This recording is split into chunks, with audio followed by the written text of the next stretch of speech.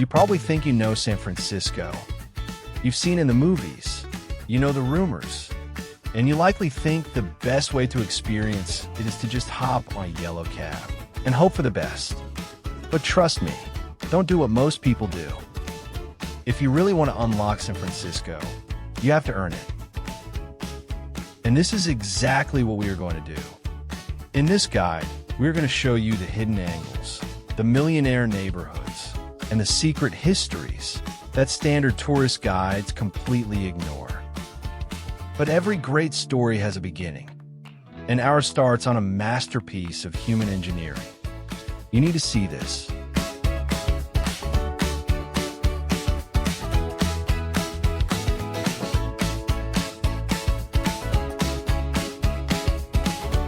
There is no better way to enter San Francisco than this. Driving up the coast from Carmel, the landscape suddenly gives way, and you're staring down a 1.7-mile stretch of suspended steel.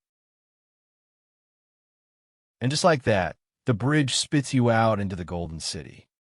It's hard to wrap your head around just how dense this place is. Roughly 800,000 people are packed onto a hilly peninsula, measuring barely 47 square miles. But to truly understand a city this vertical, you can't stay at street level. You need a vantage point.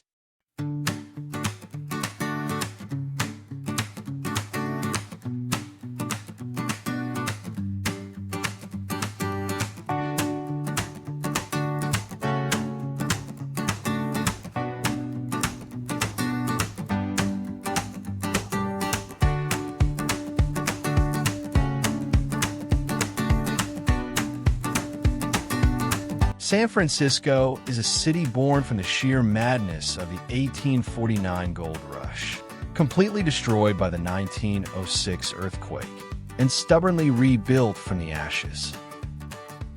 We drove straight to the geographic heart of the city, Twin Peaks, sitting at over 900 feet above sea level. This is where you go when you want the world to feel small.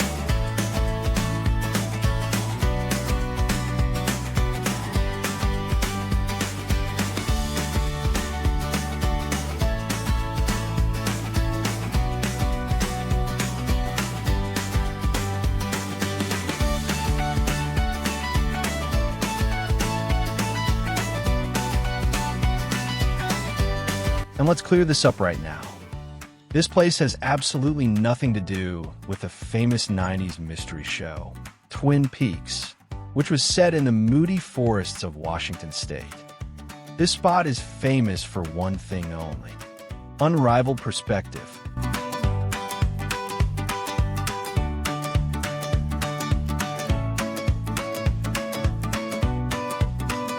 Look at this view. On a crisp, clear February day, the infamous fog rolls back, the crowds vanish, and the city opens up like a living map. You can trace the tightly packed neighborhoods, watch the skyscrapers of the financial district pierce the sky, and see all the way across the Bay Bridge.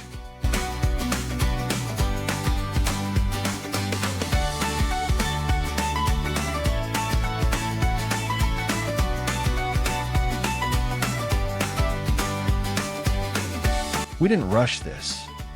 We walked the trails, explored the slopes, and just let the sheer scale of California sink in. Take a look at that skyline. If you had to choose, would you rather live in a high-rise penthouse right downtown, or a quiet Victorian house perched on one of these steep hills? Let us know in the comments below.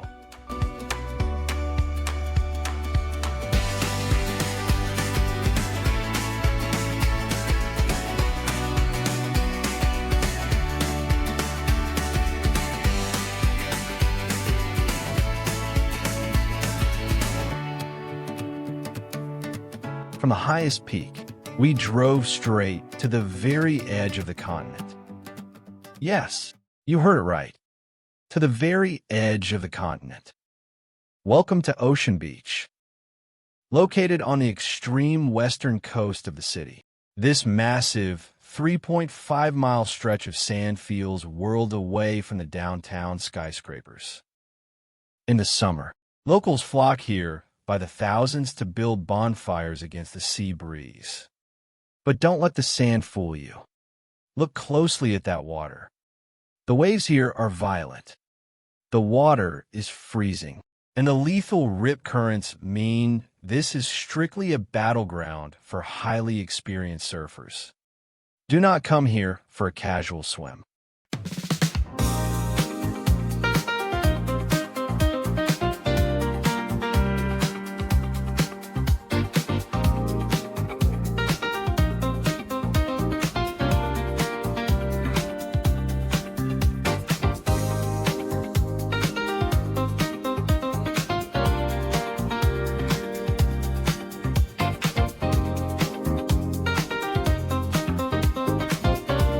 Leaving the roar of the Pacific behind, we cruise down Fulton Street, the massive, leafy artery that borders the famous Golden Gate Park.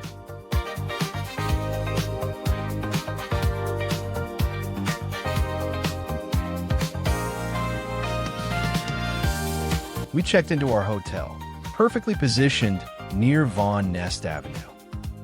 Why here? Because from this point on, the absolute best way to uncover San Francisco's secrets is on foot. So, lace up your shoes.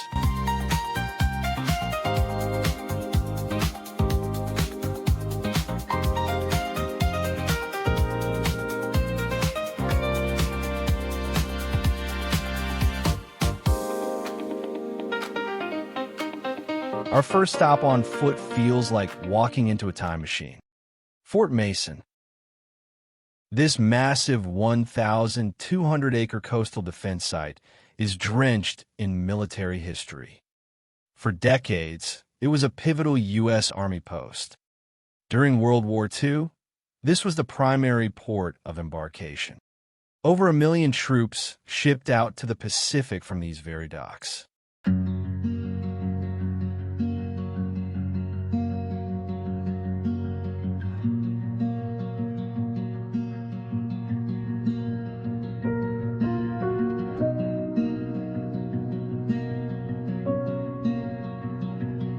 Today, the pristine, white military architecture stands in total silence. It is incredibly well maintained, creating this surreal, peaceful atmosphere.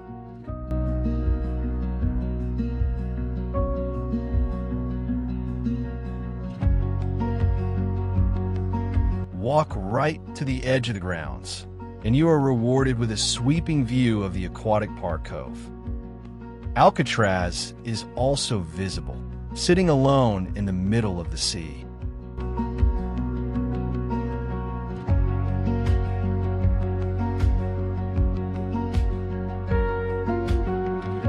Looming like a ghost in the center of the bay is Alcatraz Island. From this height, you can almost feel the isolation of the rock.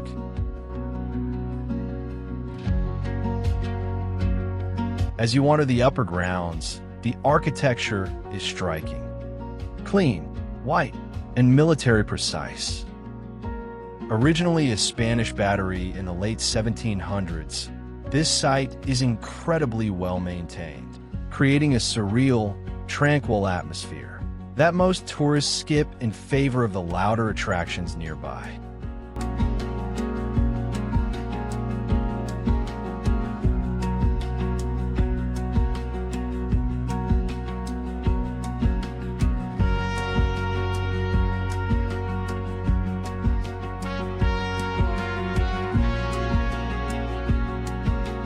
Behind the old barracks, the land slopes gently into the Great Meadow. This is a legendary local hangout. The Great Meadow is more than just a transition point. It's one of the most storied patches of grass in San Francisco.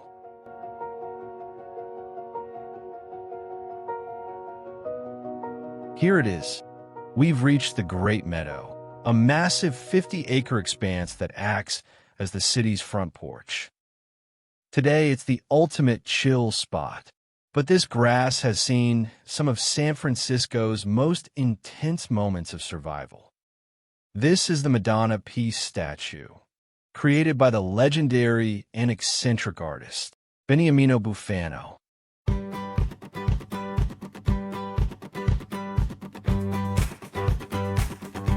After the catastrophic 1906 earthquake and fire, this meadow wasn't a place for picnics. It was a city of tents. Thousands of homeless refugees fled the burning downtown and set up camp right here. Fort Mason became the headquarters for the entire Army relief operation. It's a place that, for over a century, has represented safety for the people of this city. Standing here, with the palm trees swaying and the Golden Gate Bridge perfectly framed to the west, you realize why this is considered the crown jewel of the northern waterfront.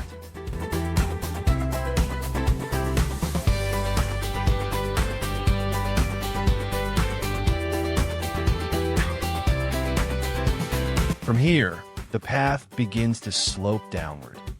We're heading toward the waterline, merging onto the Bay Trail to see where the city's maritime heart really beats.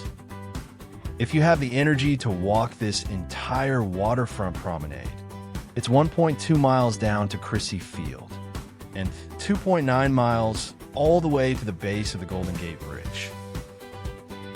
We passed the Fort Mason Center, now a vibrant, repurposed hub of art galleries and theaters. And we are now entering the San Francisco Marina area.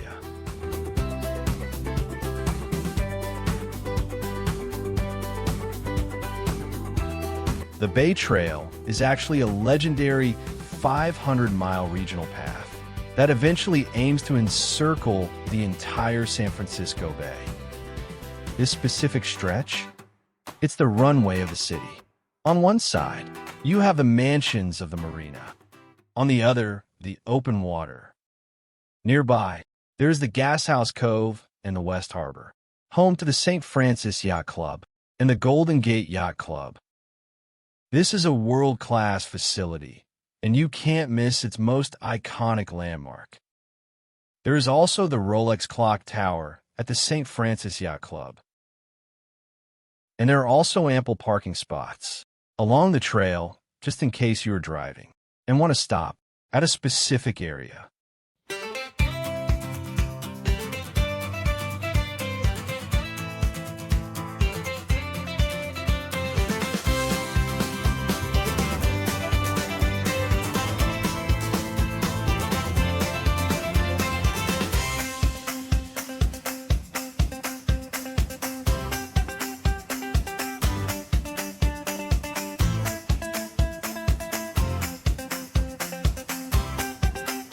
As we step off the bluff, we enter a world of salt air and high-stakes leisure. The San Francisco Marina Small Craft Harbor. It is the oldest recreational marina in the city, and its history is as deep as the bay itself.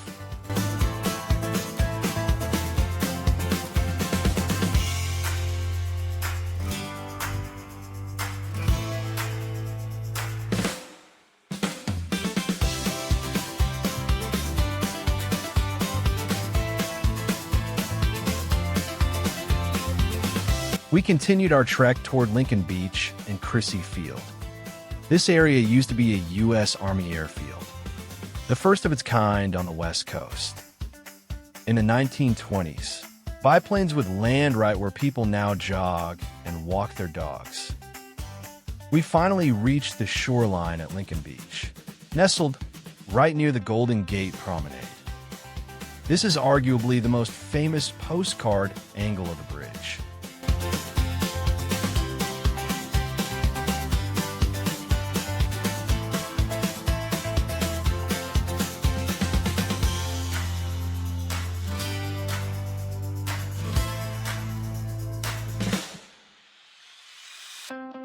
To our left, the scenery shifts again as we pass the Crissy Field Marsh.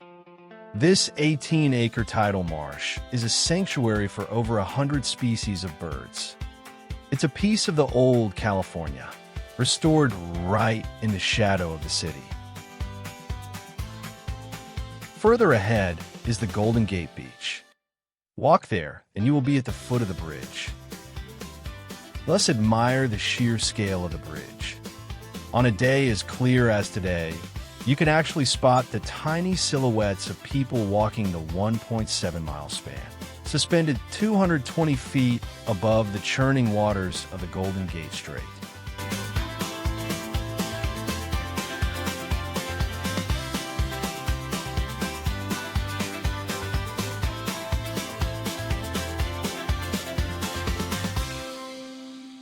But San Francisco isn't just about nature. It's about the impossible. As we cross back toward the city, we're met with a sight that feels like a glitch in the present day. Those are Waymo fully automated taxis. No driver, just pure AI navigating one of the most complex cities in the world. It's a surreal contrast to the historic docks we just left behind.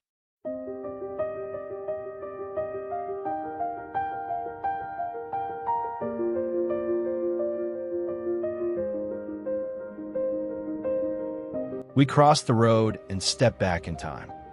This is the Palace of Fine Arts. Built in 1915 for the Panama Pacific International Exposition. It's a Greco-Roman masterpiece designed by Bernard Maybeck.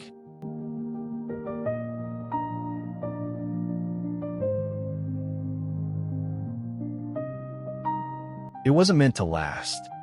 It was built out of plaster and burlap. But the city loved it so much they eventually rebuilt it in permanent stone. It's free to visit, immense in scale, and quite possibly the most photographed spot in the city. The Palace of Fine Arts is widely considered the architectural soul of San Francisco, offering a dramatic shift in atmosphere from the surrounding city grid.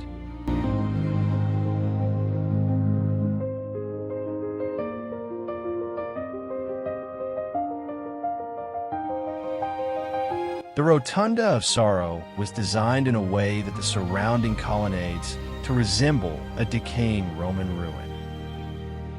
It appears that the architect intended the structure to evoke a sense of gentle melancholy and reflection.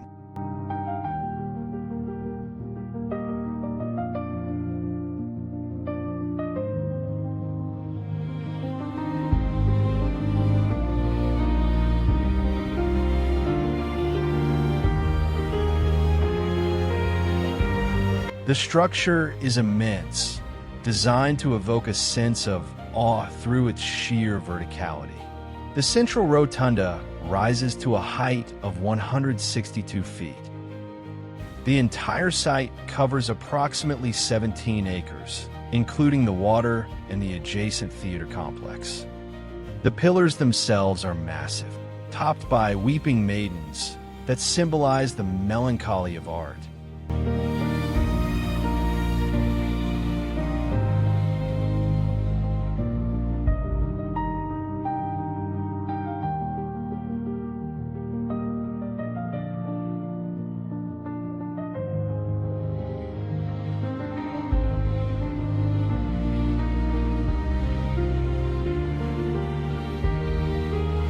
It was originally constructed in 1915 for the Panama Pacific International Exposition. By the mid-20th century, the original temporary structure was literally crumbling.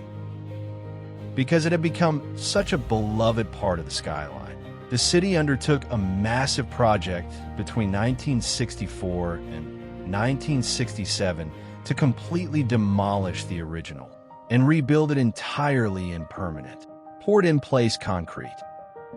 This ensured the ruins would actually last for centuries.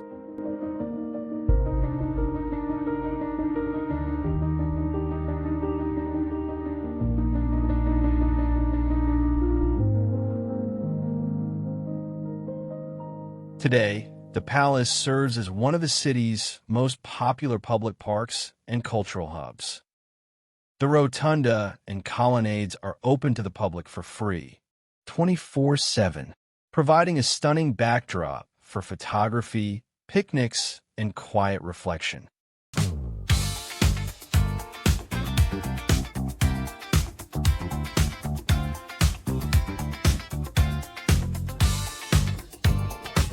After losing ourselves in the towering pillars, we started the long walk back toward our hotel.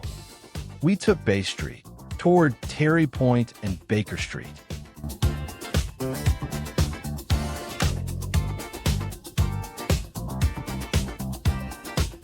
Look at the housing here. These are some of the most coveted addresses in the world. A modest home here will cost you north of $3 million in a rental. You're looking at $6,000 a month, just for the privilege of the zip code.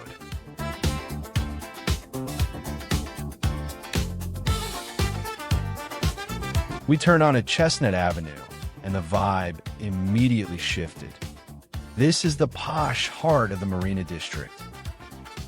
It's packed with high-end shops, trendy brunch spots, and a very C&B scene energy.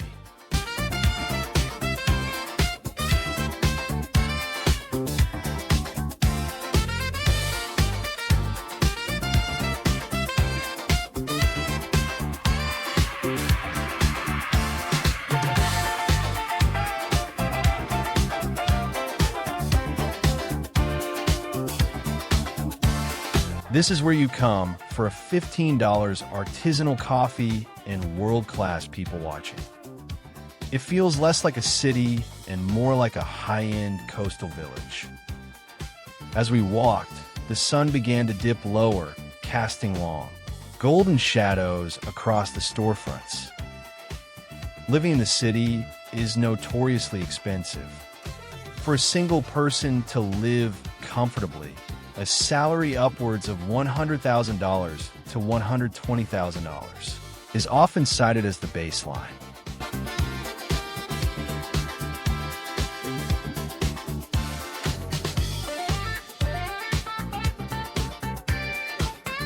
The sun has now set and the temperature is dropping quickly.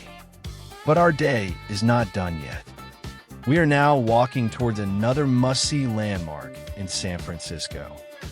One minute you're in a sunny coastal dream, and the next the San Francisco chill hits. The temperature plummets, the wind starts to bite, and you realize why Mark Twain said the coldest winter he ever spent was a summer in this city.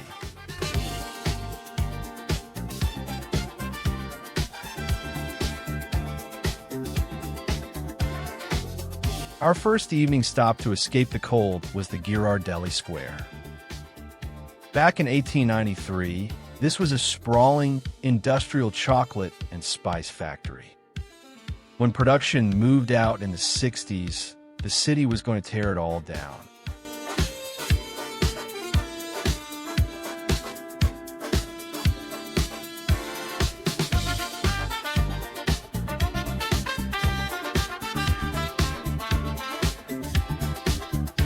But they saved it, turning it into one of the first adaptive reuse projects in the country. Today, it's a 100,000 square foot labyrinth of red brick, hidden courtyards, and artisanal shops. You can't walk through here without the smell of melting cocoa hitting you like a physical wall. You can visit the original ice cream and chocolate shop to watch the liquid chocolate being churned in giant vats.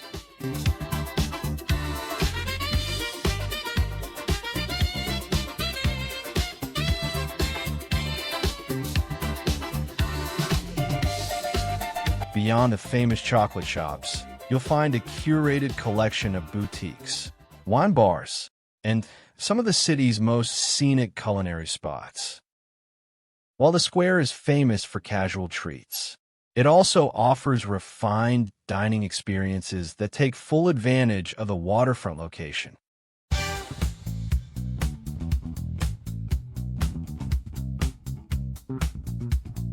Sitting directly in front of the square, Aquatic Park Cove serves as a serene, amphitheater-like harbor that feels worlds away from the bustling city streets just behind it. This protected cove is a National Historic Landmark and part of the San Francisco Maritime National Historical Park.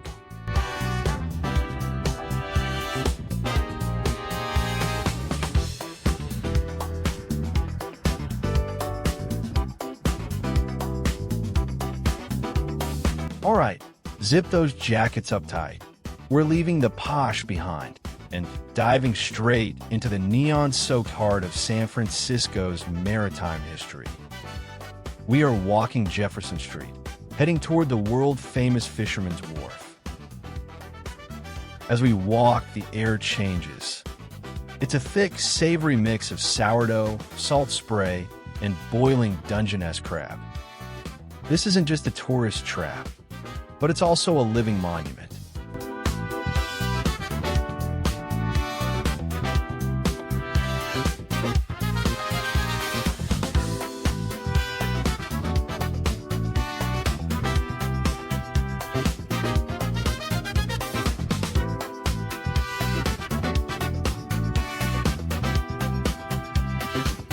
Fisherman's Wharf is far more than just a collection of souvenir shops.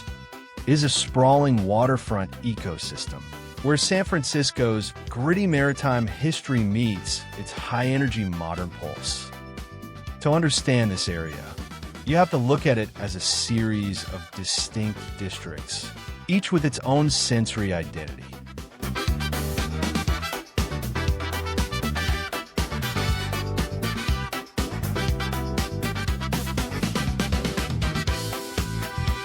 I have to mention the sourdough legacy. This is the birthplace of the city's obsession with sourdough.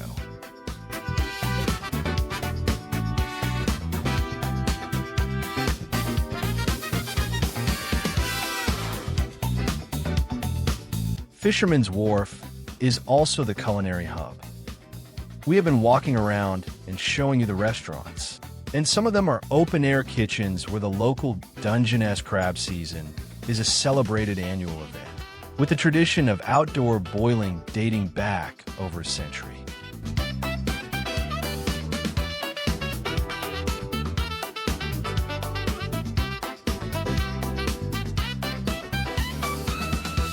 At the core of the neighborhood lies the actual working harbor. This is where the city's soul resides. A protected basin where a fleet of multi-generational fishing boats still docks every night. Pier 43.5 is where the vintage maritime soul of the city meets the modern-day adventure of the bay. Located right in the thick of the action on the northern waterfront, this spot serves as a primary gateway for those looking to trade the pavement for the open water. This is the heartbeat of the bay's nautical traffic. If you're here, you'll see the ticket booths for the legendary red and white fleet. For about $39 to $58, you can hop a 1-hour cruise to the Golden Gate, or, if you want the ultimate romantic view, a 2-hour city lights tour that shows the skyline sparkling like a jewelry box. Looming over us is the SkyStar wheel. It's a 150-foot observation wheel with climate-controlled gondolas. It slowly rotates, offering a silent, panoramic sweep of Alcatraz and the Coit Tower. It's the perfect way to see the city without breaking a sweat on the hills. Before we turn back, we stopped at the Pier 43 ferry arch. This is a massive, historic wooden structure built in 1914. It was once a critical railroad bridge to nowhere, used to lift entire freight cars onto ferries.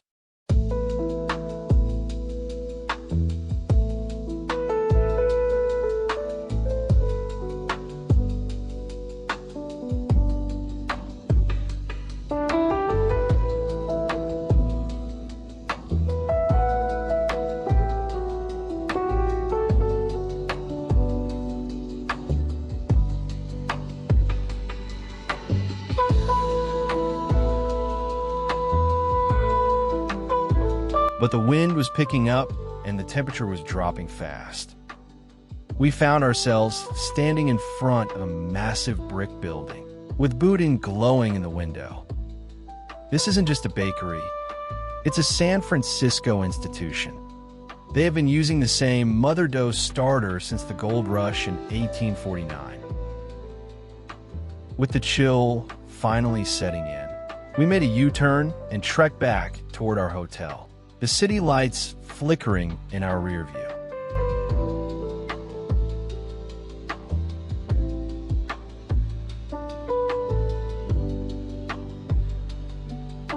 We woke up the next morning to a completely different San Francisco. The blue skies were replaced by a heavy, relentless Pacific storm. The city felt moody, dark, and mysterious. We decided to take the car, and our first mission was the legendary Lombard Street.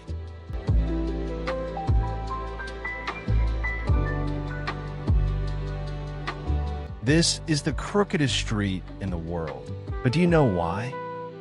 In 1922, the natural 27% grade of this hill was so steep, it was terrifying for cars and pedestrians alike. We tried to park and walk the stairs to get that iconic shot, but the rain was just too heavy. We stepped out for a moment, umbrellas inside out, but the wind forced us back. Still, the view from the top is unbeatable, even through the gray mist. You can see straight down toward North Beach and the white spires of the city. It's a perspective you can't get anywhere else. Driving down in the rain is a surreal experience. The red bricks become slick, and the manicured hydrangeas lean heavy with water.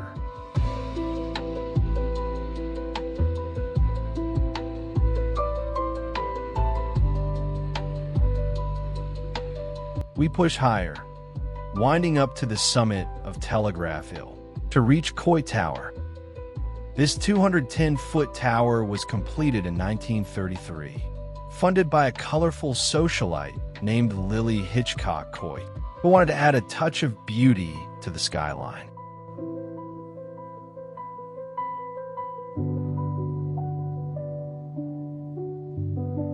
On a clear day, this is the best 360-degree view in Northern California. You can see the Golden Gate, the Bay Bridge, and the Berkeley Hills. In the rain, it feels like a fortress in the clouds. The tower is perched at the very summit of Telegraph Hill, one of the city's original 7 hills.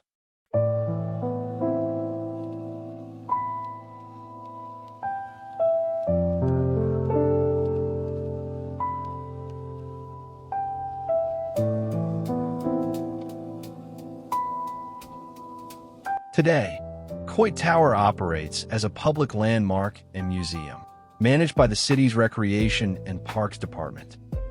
To reach it, visitors often wind through the narrow, tree-lined streets of the North Beach neighborhood, or climb the famous Filbert Street steps, which are known for their lush gardens and resident wild parrots.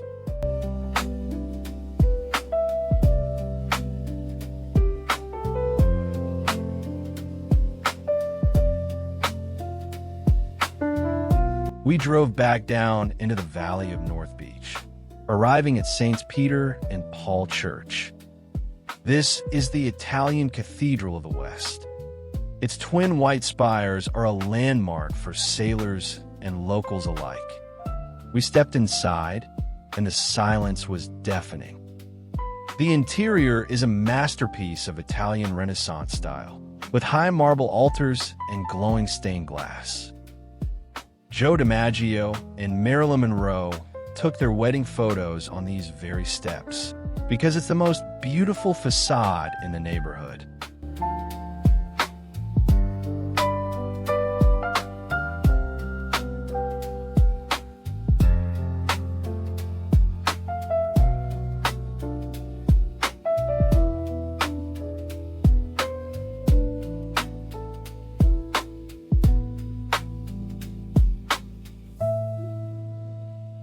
Just a block away, we pulled up to the National Shrine of St. Francis of Assisi. This is the spiritual home of the city's namesake. It's a small, historic site that houses relics of St. Francis and Street Clare. Unfortunately, it was closed when we arrived, so we peered through the iron gates at the historic stonework. Standing right outside the National Shrine of St. Francis of Assisi, if you look toward the skyline, you can't miss the most recognizable silhouette in the city: the Transamerica Pyramid.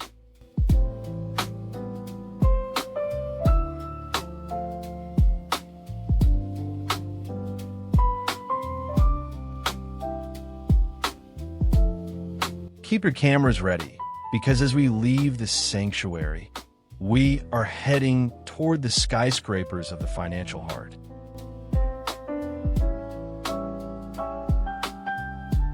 We finally made it to downtown and parked at Union Square. This is the commercial and fashion pulse of San Francisco. In the center of the square stands a massive Corinthian column topped with a bronze statue of Nike, the Greek goddess of victory. It's a monument to Admiral Dewey's victory in the Spanish-American War.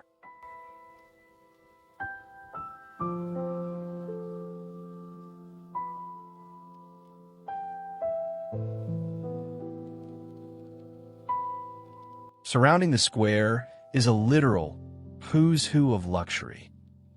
You have the massive Saks Fifth Avenue looking down on the plaza, and the historic Westin St. Francis Hotel, where royalty and presidents have stayed for over a century.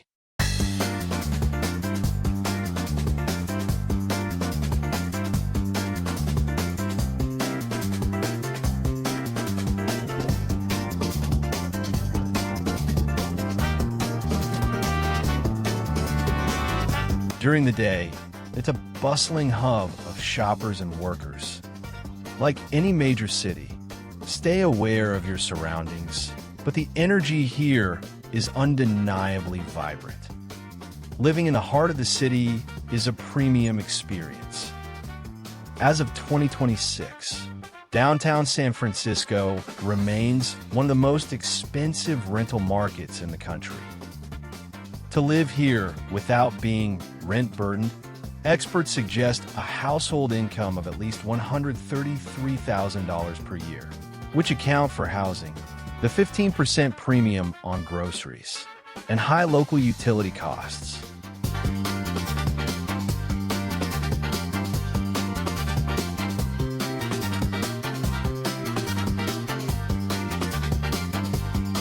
Landmark hotels like the Westin St. Francis or the Palace Hotel typically range from $300 to $500 per night, depending on the season. And for the city's top-tier dining establishments, expect to pay above $100 per person, with many multi-course tasting menus reaching $300 to $400. Central garages like the Union Square Garage charge roughly $6 per hour during peak times, with a 24-hour maximum of about $46. For residents or commuters, a permanent reserved parking spot in a downtown garage can cost upwards of $500 per month.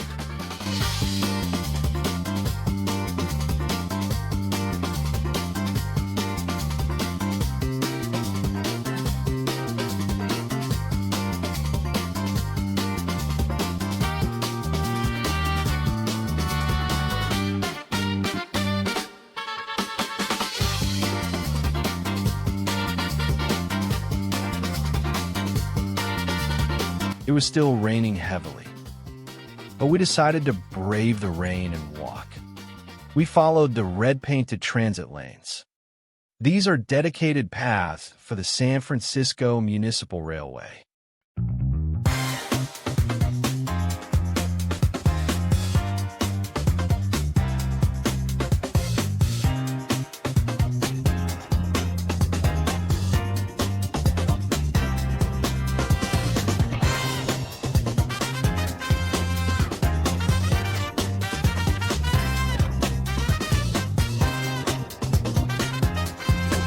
This is where the magic happens and honestly, it's one of the most hypnotic sights in the city.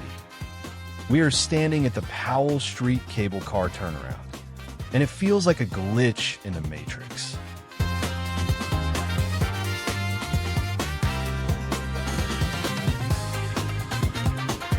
In a city defined by Silicon Valley tech, you are watching 155-year-old wooden cable cars being operated by pure human strength.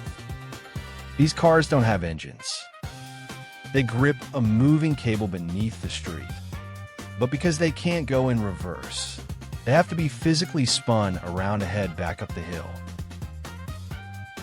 Just steps above the tracks is Halliday Plaza, a sunken concrete square named after Andrew Smith Halliday, the man who invented the cable car system after seeing horses struggle on these brutal inclines. Right in the center, you'll find a famous landmark, the sister cities of San Francisco Pole. It's a vertical compass topped with signs pointing toward Paris, Sydney, Seoul, and Zurich, giving you the exact mileage to San Francisco's global siblings.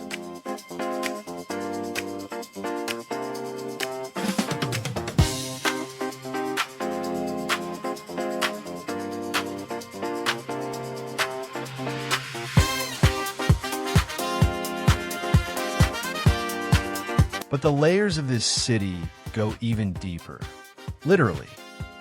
Directly below our feet is the Powell Street Station. This is the cavernous, multi-level hub, where the world of old San Francisco meets the high-speed present. Standing here, you can hear the rumble of the modern trains vibrating through the ground, while the iconic ding-ding of the cable car bell rings out above.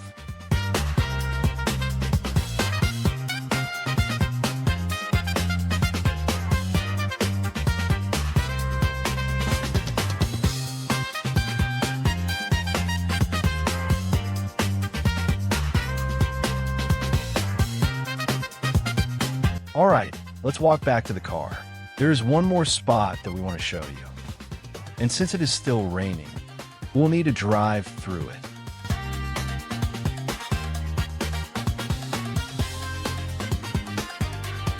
For our final act, we are driving through Chinatown. Chinatown in San Francisco is what we call a city within a city. Covering roughly 24 city blocks, it is the oldest Chinatown in North America and the largest Chinese enclave outside of Asia. It's nestled right in the heart of the city, bordered by the Financial District and North Beach. But the moment you pass through those emerald-roofed gates, the rest of San Francisco simply vanishes.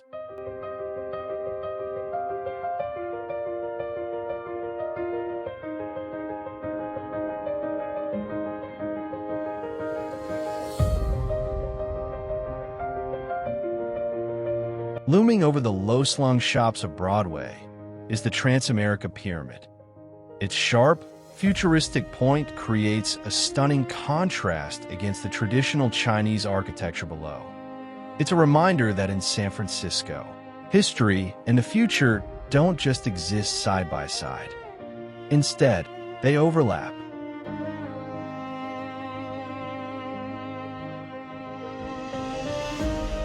San Francisco is a city that thrives on these sharp contrasts. It's a place where 150-year-old cable cars share the road with high-tech commuters. Here, every street corner has a story, and every hill offers a new perspective. Even in the pouring rain, its beauty is undeniable. It's a city that challenges you with its terrain and rewards you with its soul. But the lights of the city are fading in our mirrors. We're crossing the massive Bay Bridge now, the steel girders humming as we head north. Our San Francisco chapter is closing, but a new one is beginning. In our next video, we're arriving in the Mediterranean-style escape of Sausalito